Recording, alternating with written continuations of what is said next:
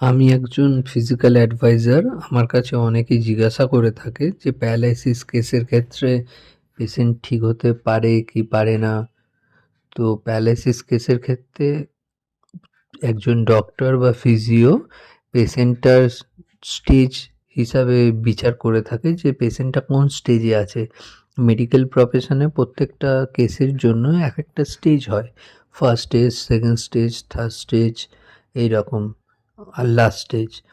তো এই ক্ষেত্রেও আমরা এটাই দেখে থাকি যে পেশেন্ট কোন স্টেজে আছে। যদি পেশেন্ট ফার্স্ট স্টেজে থাকে তাহলে পেশেন্ট 100% ঠিক হয়ে যাবে। সেকেন্ড স্টেজে থাকে তাহলেও পেশেন্ট ঠিক হয়ে যাবে, কিন্তু একটু হয়তো কোনো খুঁত রয়ে যেতে পারে। থার্ড স্টেজে পেশেন্টের ঠিক হওয়ার চান্সেসটা খুবই কম থাকে, হয়তো ঠিক হলেও সম্পূর্ণভাবে ঠিক হবে না।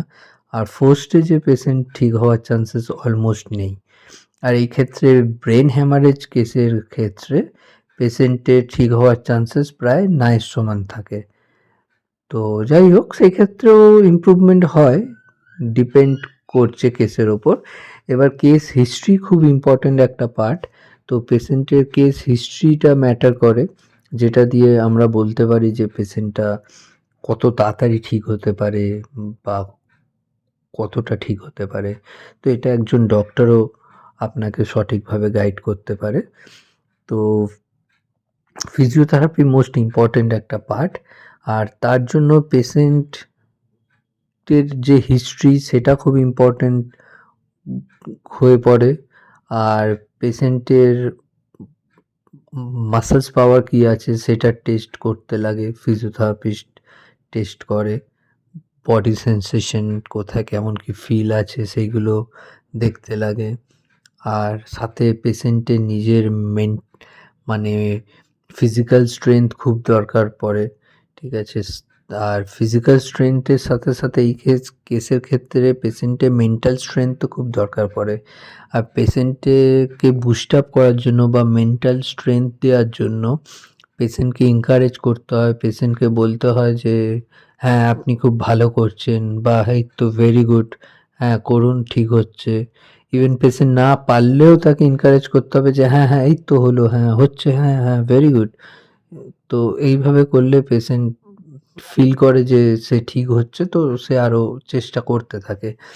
কিন্তু হ্যাঁ, এর একটা টাইম পিরিয়ড থাকে, তো যেটাকে আমরা গোল্ডেন টাইম বলি। সেই গোল্ডেন পিরিয়ডটা হচ্ছে 3 মাস। 3 মাসের মধ্যে যদি পেশেন্টকে ঠিক করে দেওয়া যায় বা যতটা ঠিক করে দেওয়া যাবে, ওটা হচ্ছে আমাদের গোল্ডেন টাইম।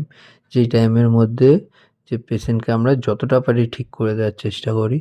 তারপর 3 মাসের পর আস্তে আস্তে যত মাস এগাতে থাকে পেশেন্টের ঠিক হওয়ার চান্সেসটা তত কমতে থাকে। তো 6 মাস অবধিও পেশেন্ট ইমপ্রুভমেন্ট মোটামুটি ভালোই হয়। তো কিন্তু 6 মাসের পর থেকে একটু ডিফিকাল্ট হতে থাকে। তার মধ্যে যদি পেশেন্ট ঠিক না হয়ে থাকে, তো 1 বছর হয়ে গেলে তারপর খুব টাফ। তারপর ইমপ্রুভমেন্ট প্রায় নায়ের সমান হয়, ঠিক আছে। প্লাস পেশেন্টের মেন্টালি কি বলবো, মেন্টালিও পেশেন্ট অতটা কনফিডেন্স পায় না, বা মেন্টাল স্ট্রেংথও পেশেন্টের ডাউন হয়ে যায়, ফিজিক্যাল স্ট্রেংথও ডাউন হয়ে যায়। প্লাস ফ্যামিলির লোকেদেরও একটা মেন্টালি মানে চলে আসে যে আর হয়তো ঠিক হবে না বা কিছু। তো একটা তার তখন একটা চলে আসে যে হয়তো আর ঠিক হবে না। তো তখন খুব স্লোলি পেশেন্ট ঠিক হতে থাকে। তো তাই বলে এই কেসের ক্ষেত্রে কিন্তু পেশেন্ট ঠিক হয়, ঠিক আছে। 100% ঠিক হয়, যে পেশেন্টকে আমি করেছি, যাকে দেখে বোঝা যাবে না যে সেই পেশেন্ট কখনো প্যারালাইসিস হয়েছিল, কেউ বলতে পারবে না, এতটাই নিখুঁতভাবে ঠিক হয়, ঠিক আছে। বাট হ্যাঁ, ডিপেন্ড করছে পেশেন্টের কেস হিস্ট্রি, পেশেন্টের চেষ্টা, পেশেন্টের এজ, অনেক কিছু আছে যেগুলো একজন ডক্টর বা ফিজিও দেখে তারা বলতে পারে যে হ্যাঁ এই পেশেন্ট কতখানি ভালো হতে পারে না পারে, ঠিক আছে। তো এই ভিডিওর মধ্যে আমি এইটুকুনি বলতে পারি, কারণ ভিডিও তো শর্ট। কখন আমি এর জন্য না হয় আলাদা ইন্ডিভিজুয়ালি ভিডিও বানাবো, যেটাতে প্রপারলি গাইড করব।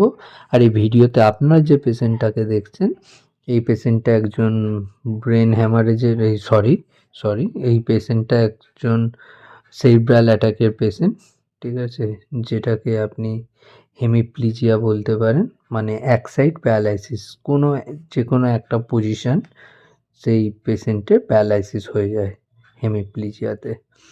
তো আপাতত এটাই ইনফরমেশন রইলো, ভালো লাগলে